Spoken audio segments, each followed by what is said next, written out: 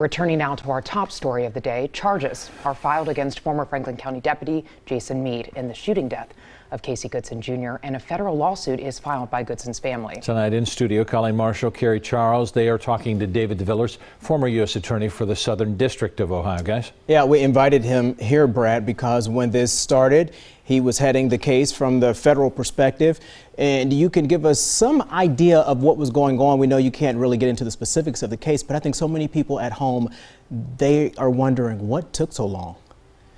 Well, in a lot of ways, there was a lot going on at the time because there was a change in policy between the idea of BCI doing the investigations for officer-related shootings with Columbus Police Department.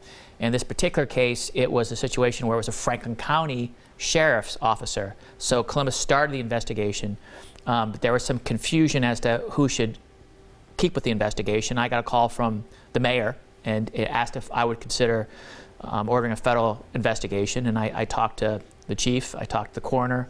I thought there was enough there to warrant a federal investigation for civil rights violation, and I ordered the FBI to begin the investigation. Once that investigation went into federal hands, there was some speculation maybe these charges will be filed federally if there are any. Now, federal investigation, but it's going to be tried in the county court. Did you expect that? And also, I want to know, what are the elements in a case, anytime there's a case involving a law enforcement officer, the elements that are going to be hard to prove in a murder charge, because you have to have intent. Yes, so there's two kind of issues there. You have the federal civil rights charges resulting in a death, which is murder, but there's a different additional element for the federal charges. And in the end, the Department of Justice Civil Rights Division gets to decide whether there's going to be charges or not. It's one of the very few charges that are taken out of the U.S. Attorney's hands.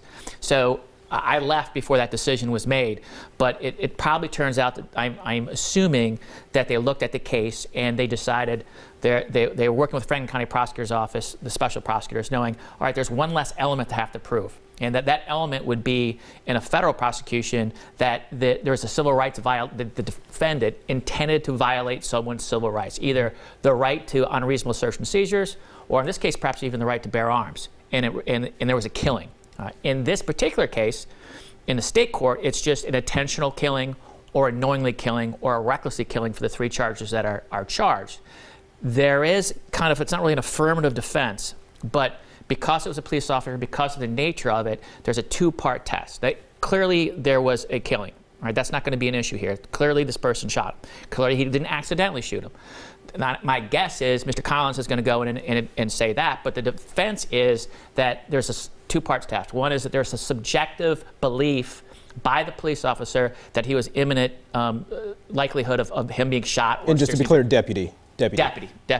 And or that somebody else was. Mm-hmm. So the next step, if that step goes through, then the ASL has to prove that it was reasonable, that is an objective standard, that police officer, based on his training and deputy training, experience, and policy, followed those training policy and procedures that would objectively reasonable officer in the like circumstance would have done the same thing. But as you think about other cases throughout the country, we've seen state charges and then the feds come in at a later time to file federal charges.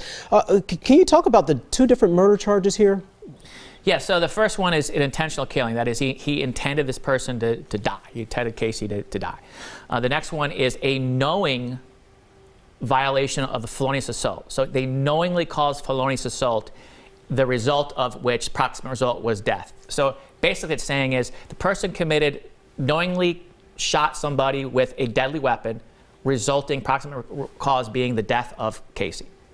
All right, we thank you for being with us. And very quickly before we let you go, if you're the defense attorney, are you going to try to move this out of Franklin County? I'm not the defense attorney. So we'll see. I mean, I would suspect that. Yes. Yeah. Okay. Sitting here between two attorneys, this has been an interesting experience for sure. Thank you so much for being with us.